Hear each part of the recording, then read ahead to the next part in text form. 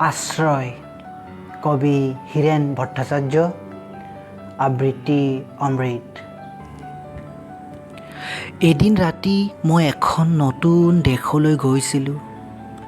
এদিন ৰাতি মই এখন নতুন দেশলৈ গৈছিলোঁ।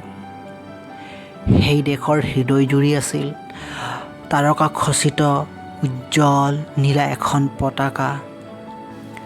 সাগৰৰ বতাহ আহি পতাকাখনত ঢৌ তুলিছিল, প্ৰেমৰ কোমল ঢৌ। অন্ধকাৰে ঢাকি তোলা অৰণ্যৰ মাজৰ পৰা উৰি আহিছিল গৰখীয়া ল'ৰাৰ পেঁপাৰ সুৰৰ দৰে এটি মুকলি সুৰ।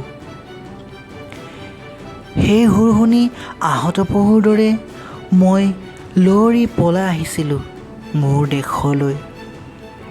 বৃত্তৰ ফুলৰ দৰে মোৰ উভতি অহাৰ বাটে বাটে নীলা পতাকাখনৰ উজ্জ্বল তৰাবোৰ খহি পৰিছিল এটি এটি কৰি। মোৰ দেশ, মোৰ স্বদেশ, মোৰ প্ৰথম প্ৰেমৰ উন্মেষ।